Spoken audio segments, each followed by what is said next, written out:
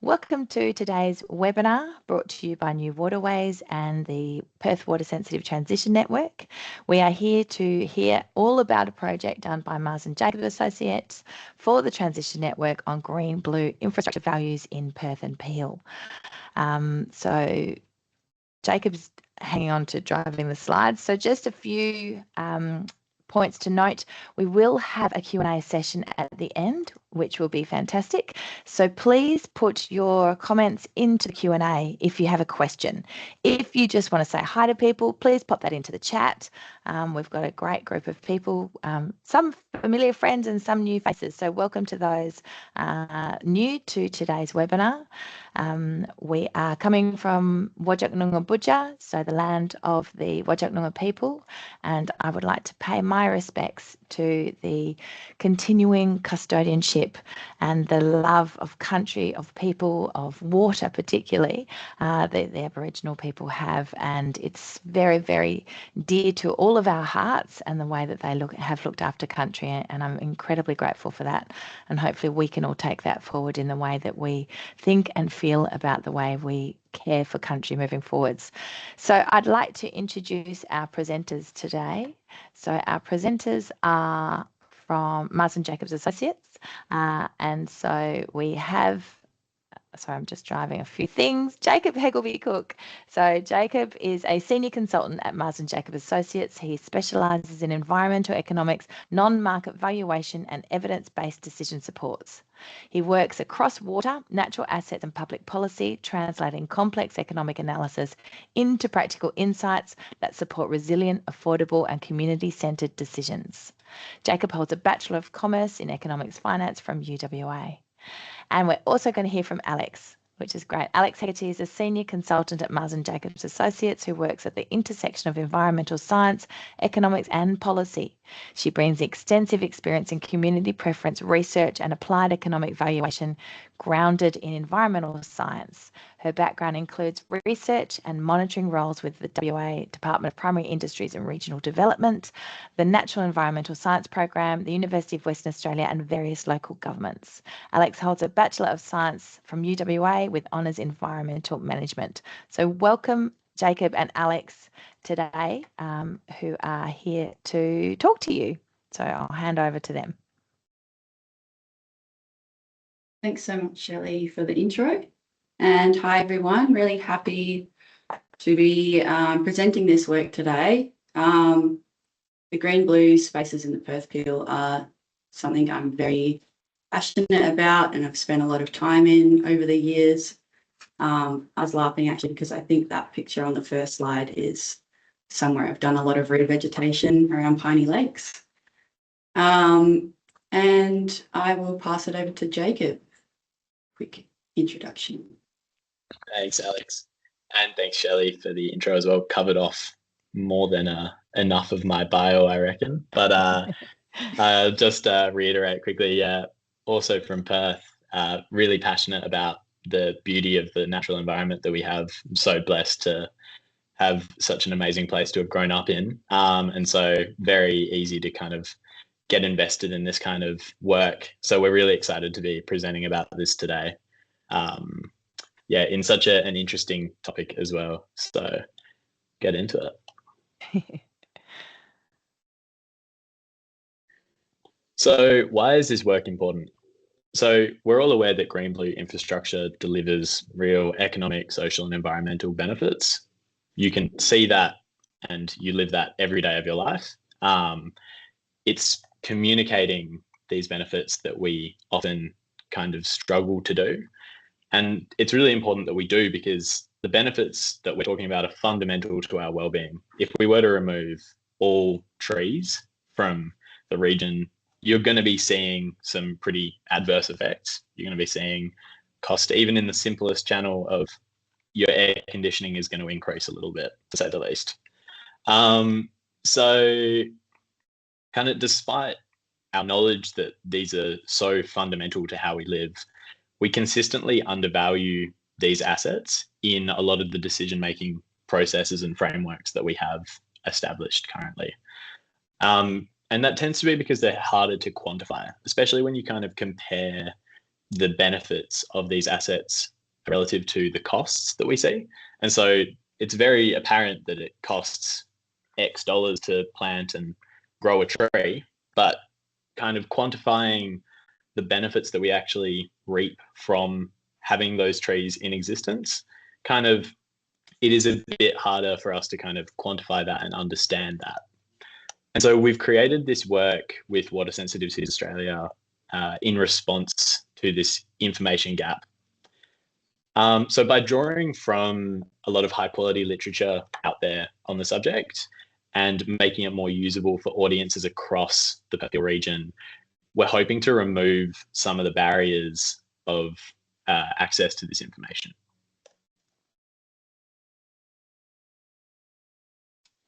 So as kind of a starting point, the body of work that we'll be discussing today is underpinned by the technical report. Pretty extensive document. I think we ended up getting to like 80 or 90 pages, Alex. So there's a lot of info in there for you to dig into, but we're kind of going to give you a high level rundown of what's in there today and then how that has informed what we've called the facts compendium, which is where we essentially distill that information into more bite-sized pieces, I guess. And so the technical report that we're talking about first contains the data sources, methods, and assumptions that we've used in that report, and then across the facts compendium that we'll be talking about later. So as I said, we just want to be talking about this at a high level today to kind of introduce you to the work, tell you what's out there. The methodology itself would take a lot longer than probably an hour to go through. So we're very happy to talk about that if there are any questions that come up while reading this report. We are, as we've said, really interested in this space. So always happy to have a chat if that is of interest. So please reach out. But before we get into the actual report structure and the findings, we just need to explain some key ideas and terms that you might have heard us mention so far. So starting off, how do we actually define green-blue infrastructure? What are we talking about? In itself, quite a complicated question. There are a lot of ways that you could obviously define these things. And there's a huge amount of crossover between what we mean when we say green and blue infrastructure. How do we easily fit something like vegetation within waterways into either green or blue? So we've used the definitions above that you can see. They're deliberately broad, and you'll see that within the technical report, because we are a bit constrained by the different sources of information that we've actually pulled from. So the various academic literature and journals that a lot of our findings have come from, all amazing work, but have all targeted very different problems. And so they will report things as specific as the individual asset, like Banksia woodland, or they might talk about nature broadly, or they might talk about green or blue assets kind of distinctly from each other. And so as a result of that, the definition that we have is quite broad, but it's something that's either terrestrial or land-based or water-based that provides environmental, social, and economic benefits. And so now that we've kind of got an understanding of what we mean by green and blue infrastructure, how do we actually understand the values that they provide? And that brings us to non-market values. So as we touched on before, many of the benefit values that are associated with green-blue infrastructure are non-market. And so you can see on the left there, we've got market values, on the right, non-market. So market values are the ones that you'd be a lot more familiar with through just day-to-day life.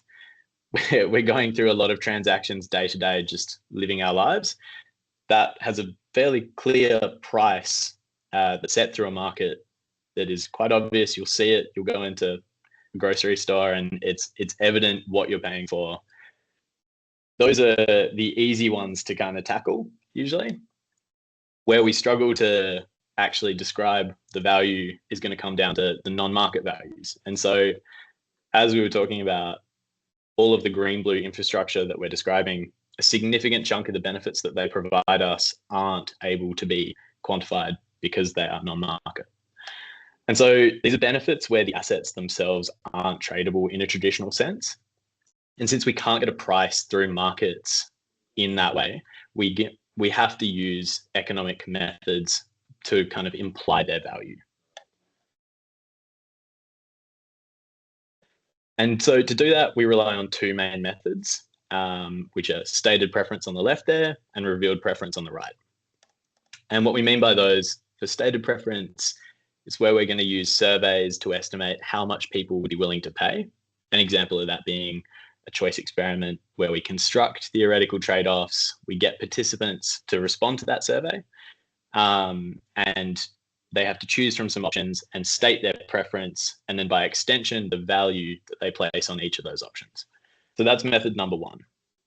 Method number two, or tool number two, is revealed preference, in which we infer value from observed behavior. So a classic example of that is hedonic pricing, where we take transaction data for house prices and various other data sets, combine that with some statistical modeling, and you're able to identify the premium, so the additional amount being paid for a house that might be near green-blue infrastructure.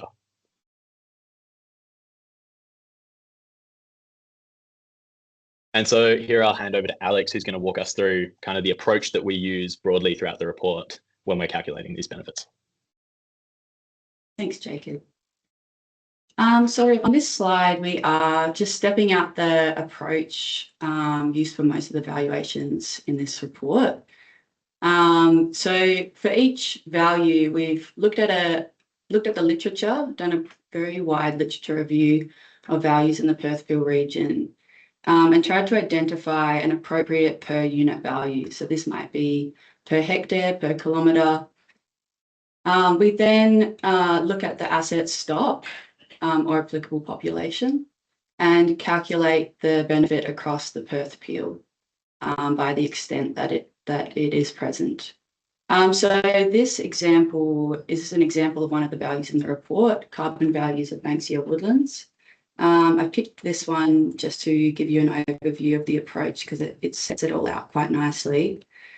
You can see the tables here have the per hectare estimates in terms of the carbon sequestration value and stored carbon as a physical measurement, which is tonnes of CO2. And we've separated those two out as one of them is a per year value that's ongoing and the other is a one-off, so the stored carbon or stock value. And then we have applied or converted this into dollar value using two different carbon price proxies, so the ACCU and SCC, which I'll explain a little bit more in a few slides. So the table below this, you can then see the extent of that asset. So Bindjareb woodlands, there's about 21,000 hectares remaining. And we scale this up to give a value for the whole of the Perth-Peel. So you can see the $34 million each year. That's the carbon sequestration value of Bindjareb woodlands. And also broken it out into a smaller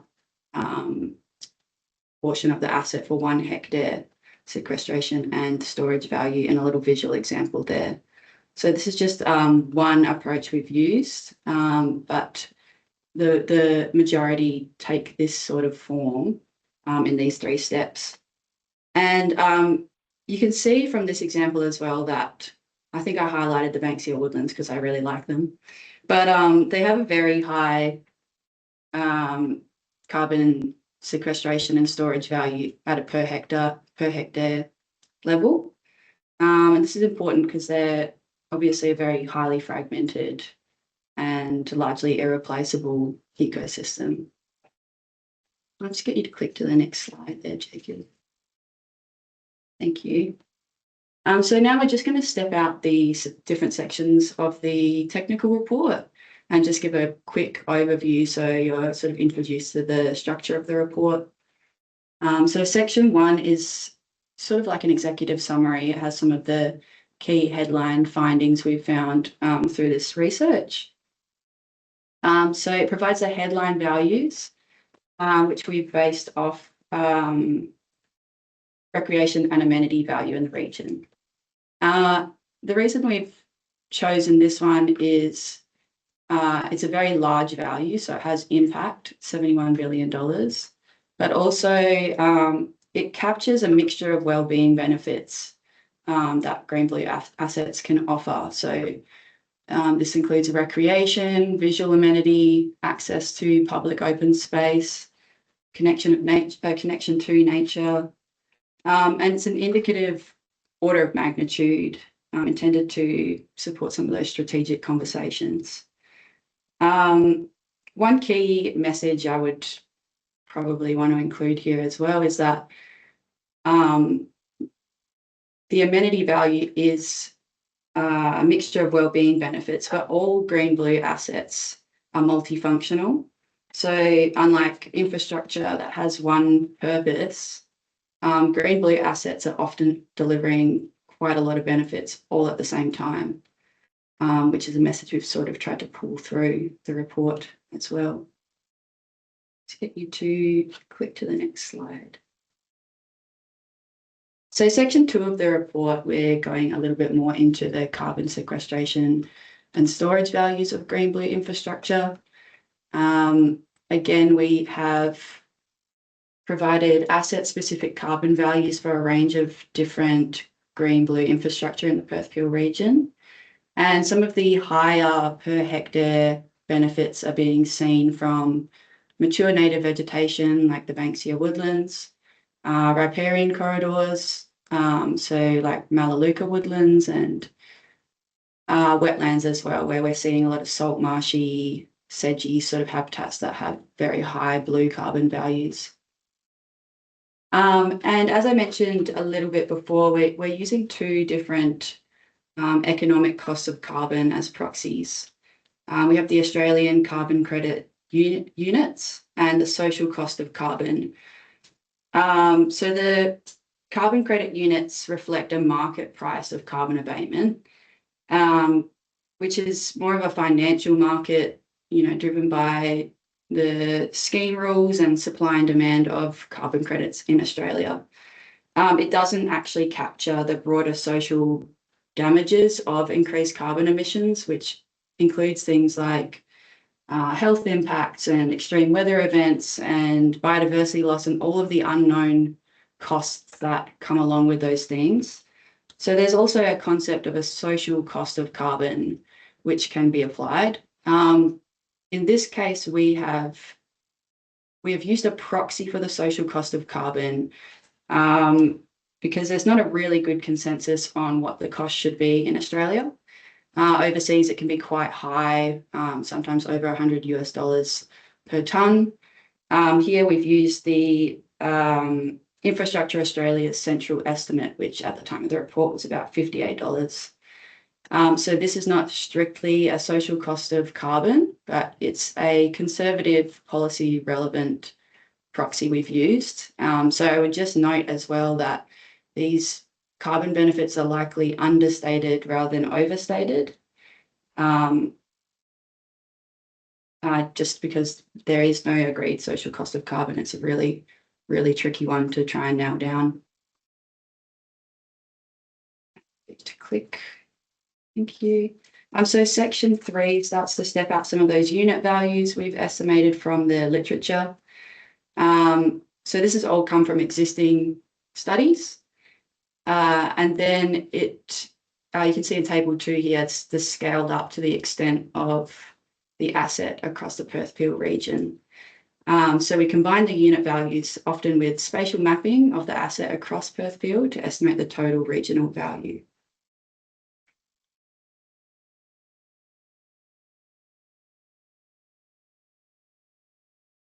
And then the last section of the report are the 2 appendices. There is a lot of moving parts going on here. It's I think a really large portion of the report is actually contained in these 2 appendices. So Appendix 1 has lots of additional information around the frameworks we use for the analysis. So things like the Common International Classification of Ecosystem Services, and total economic value. It has some guidance around benefit application and discusses benefit transfer and how to avoid double counting as well.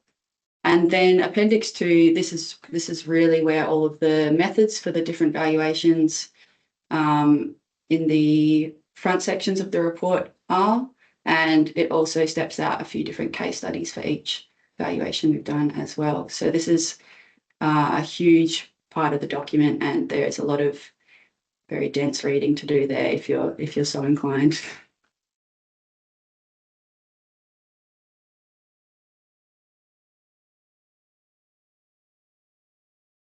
So now we're going to have a look at the facts compendium. So this is a supplementary piece of work we've done just to kind of sit alongside the technical report. The idea of this is just to try and translate some of these findings from the report to some visual, really easy to communicate, plain English sort of narratives that can be used to communicate with a diverse audience. It splits out the assets over different scales and different asset types and translates them into easy to use sort of messages.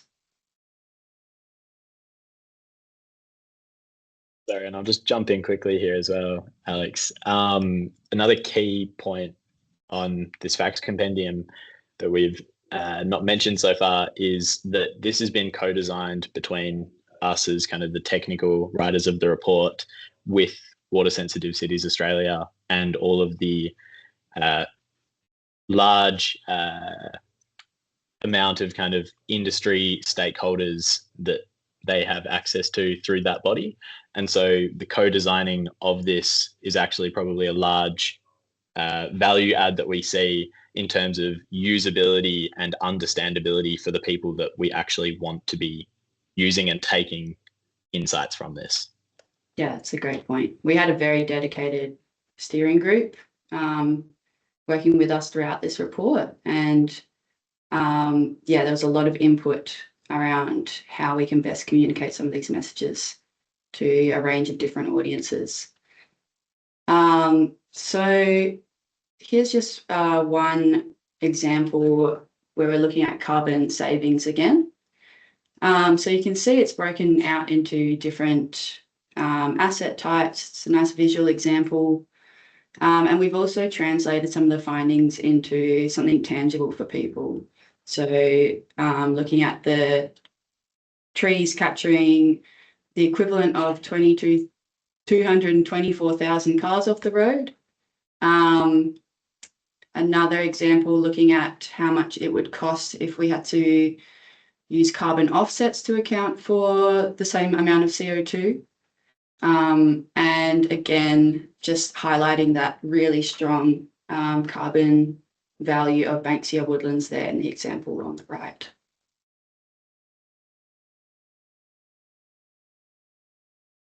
Again, looking at carbon, but this time stepping it out into little examples by different assets and a smaller scale.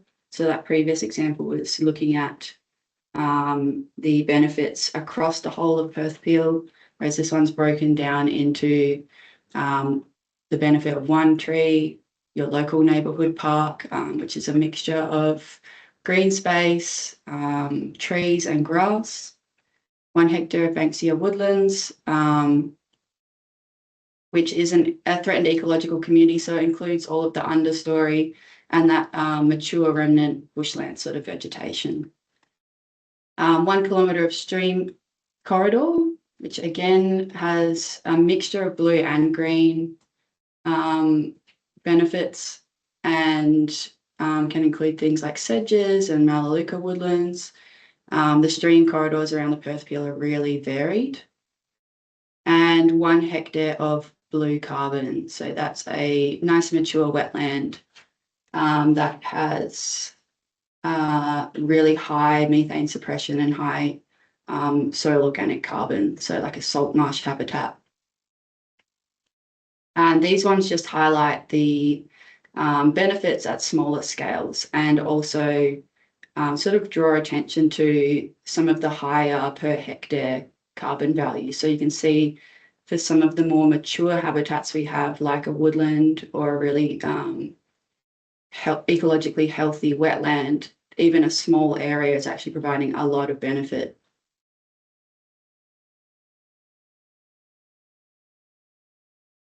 We have a nice visual example of biodiversity here. We've just looked at carbon benefits, which we can count and measure. There's quite good methods for that now. But biodiversity is quite different. It's really hard to quantify, but it's just as central to these places. I think it's one of the most important benefits in my own opinion. But it's so complex. Biodiversity is so complex, and there are so many parts that make up biodiversity. So trying to put any single number on it is always an oversimplification. The real value obviously includes things like ecological function and rarity and irreversible loss. And it's really hard to value those types of things. So we've included this just to help with the communication. It shows that, communities do value biodiversity, especially locally threatened or endangered species.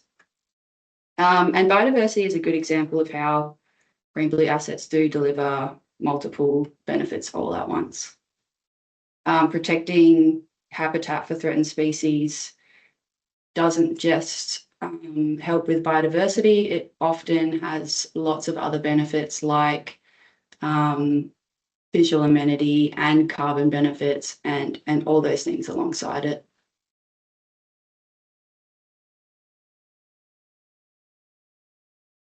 So back to Jacob. Thanks, Alex. And so I'll take us through the last two graphics that we've kind of pulled out from that compendium, but I would just urge you to go kind of have another look for yourself, look through what we've actually got in there, to go through it in your own time, because it can be quite dense. But so this is an example of, again, from the Facts Compendium, covering the mental and physical health benefits for the Perth Peel region. The graphic itself that we're looking at here is going to look at the varying impacts of green blue assets on avoiding costs, both financial and economic, kind of associated with poor mental health, air quality, and urban heat islands. All things that there are varying amounts of literature on the kind of green blue benefit that or lessening of some of these negative impacts.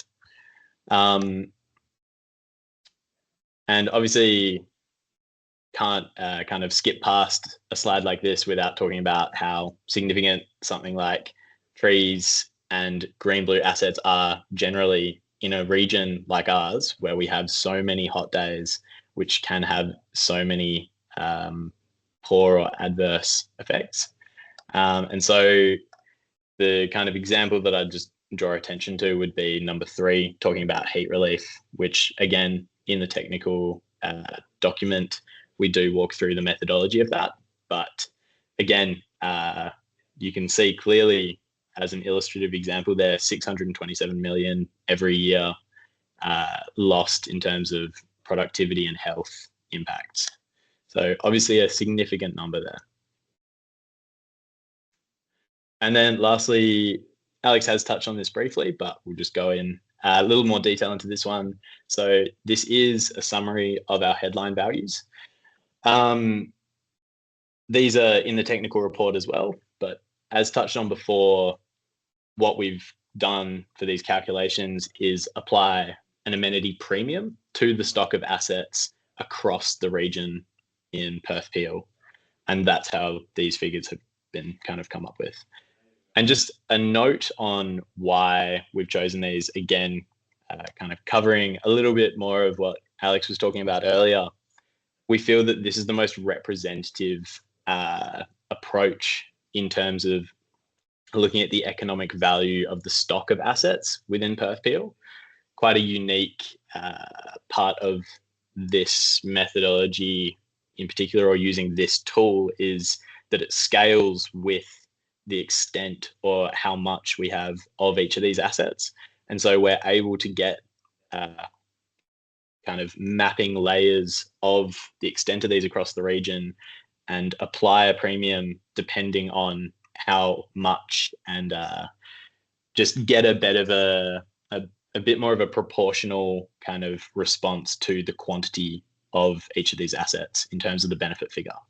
Whereas a lot of other methods might be more reliant on a population of people, for example, and may not be directly tied to the extent of the assets as such.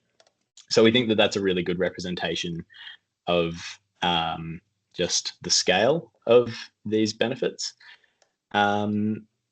As Alex has said, these kind of methodologies do capture quite a wide variety of benefits, but we'd kind of term them as the more use-related values. So the recreation and those kinds of things where you're actually in and among the space and getting to enjoy it. Just importantly to note with this one, when we're looking at it, this approach doesn't capture all of the value associated with these assets. So again, this is a communication piece.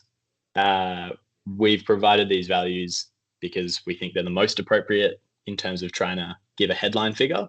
We're not saying that this captures all of the value that these assets provide us, not even close. This is one part of that picture. And it definitely doesn't capture something, for example, like the cultural or community significance of some of the beautiful natural assets that we have in Perth Peel. So just really worthwhile to keep that in mind. I would also just jump in on that slide as well, just quickly for the end there. You might be looking at this and thinking that's quite low for waterways and wetlands. That's come about because of the extent of them in the Perth Peel, and some of the larger waterways that have lots of different uses, like the Swan River.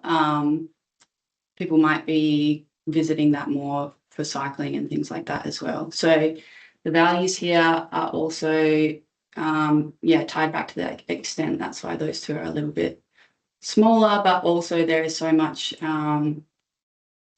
blurred boundaries between what is a blue and what is a green asset in these as well. So it's really hard to tease out. Encourage you to have a look at the report for this one. But thanks, Jacob.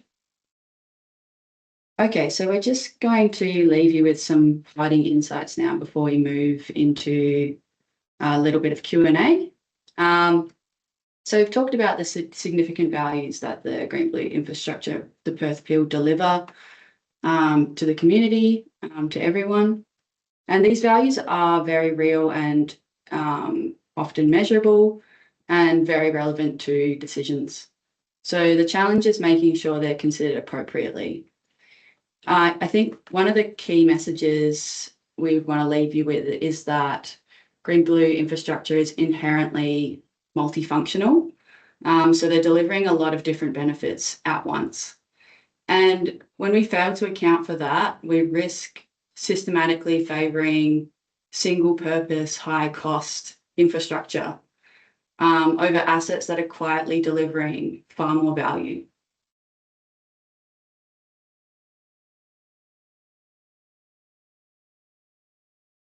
I'll pass it back to Jacob. Thanks. And so just again, kind of closing off what we've talked about today, we think that this body of work, or we know that this body of work brings together high quality economic values, and we've chosen them across a wide range of assets and benefit types. Again, the valuation and the project itself is designed to support informed discussion, not to make decisions on its own.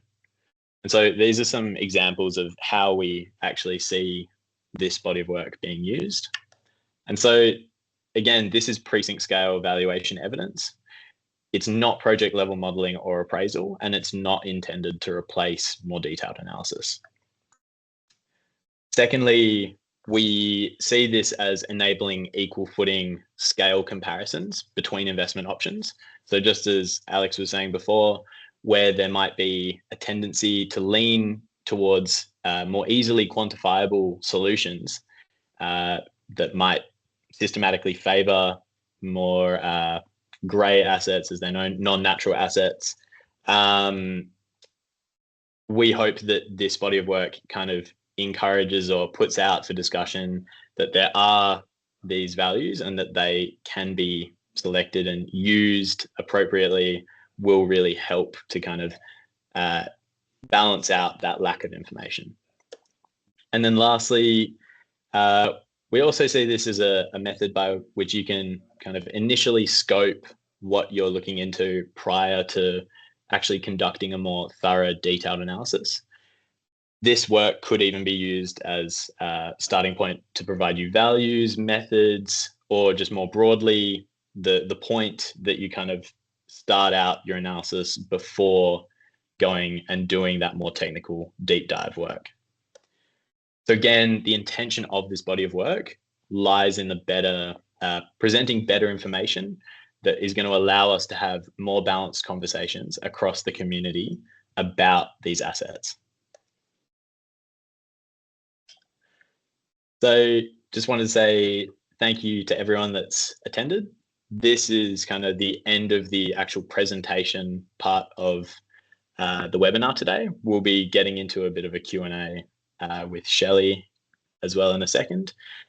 But yeah, just wanted to say thanks again to the team, especially Water Sensitive Cities Australia, who has been a large part, obviously, of this process the entire time. And please reach out to us if you want to talk about this work, non-market valuation, any of that stuff. We do love talking about it. So please reach out and we'd love to have a chat. And then, sorry, again, QR code there. I think Shelley's been putting the links into the chat as we've been going, but in case you've just got your phone handy and maybe that's a bit easier, can give that one a scan and that'll take you to kind of the page where all of this work is housed. Might pass back to you, Shelley. Awesome. Fantastic, Jacob and Alex. That was so good. Thank you.